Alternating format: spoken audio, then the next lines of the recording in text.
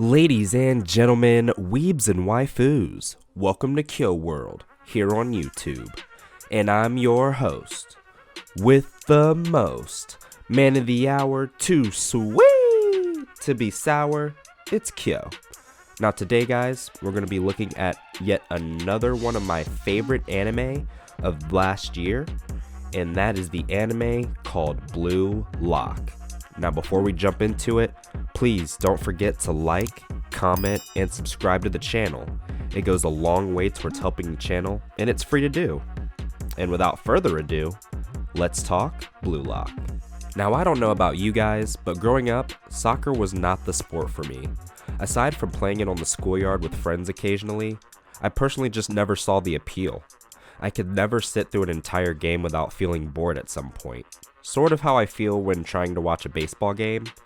Football Americana and basketball were always and will always be my favorites.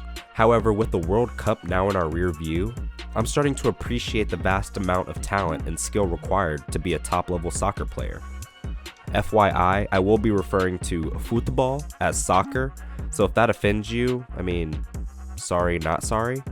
But as I was saying, just seeing the likes of Mbappe and Messi doing what they do best, I couldn't help but be drawn in like a moth to a flame. Then Blue Lock dropped, and after episode 1, I was instantly captivated and have since caught up on all the episodes.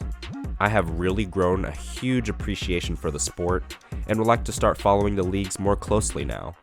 So whether you have been on the fence about soccer or not, I highly recommend this anime for the narrative that it's driving. Blue Lock follows our man Isagi, who was mere moments away from scoring a goal that would have sent his high school soccer team to the nationals, but a split-second decision to pass the ball to his teammate cost him that reality.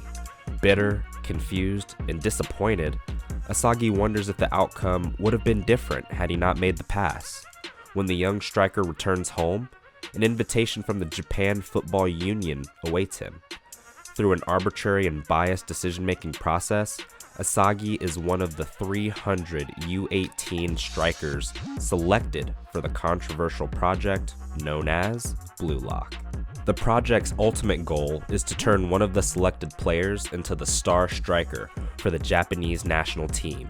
To find the best participant, each diamond in the rough must compete against others through a series of solo and team competitions to rise to the top. Putting aside his ethical objections to the project, Isagi feels compelled to fight his way to the top, even if it means ruthlessly crushing the dreams of 299 aspiring young strikers.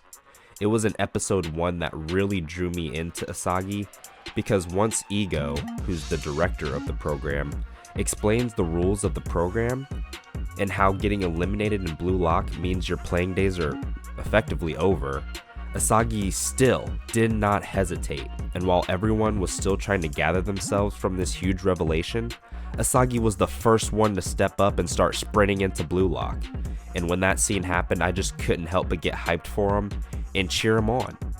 Now along his journey, Isagi meets some of my favorite players in the Blue Lock program, such as Shigiri, who is lightning fast, Nagi, who has tremendous ball control, Bachira, whose dribbling skills will give you a headache, and Rin, who just seems like the Giga Chad of Blue Lock, and is scoring goals from the start of play.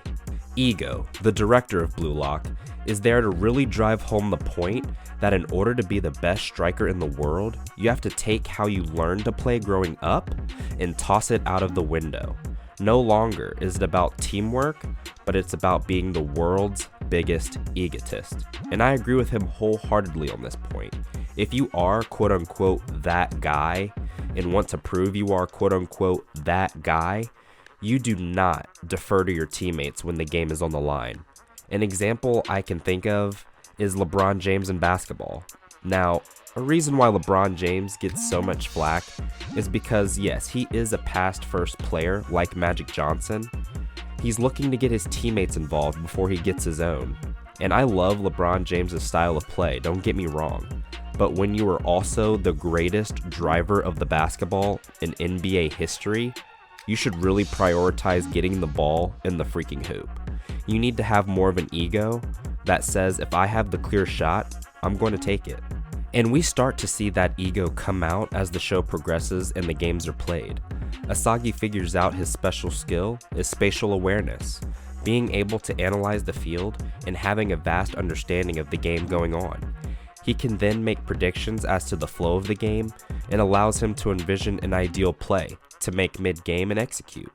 Sounds a lot like LeBron James's awareness on the court as well, and how he is able to have near perfect recall as to where everyone is on the court and what is happening.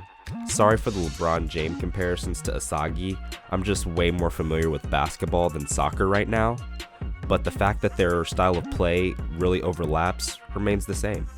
As of the making of this video, the second core of Blue Lock has started, and we still have a long way to go before the season is over.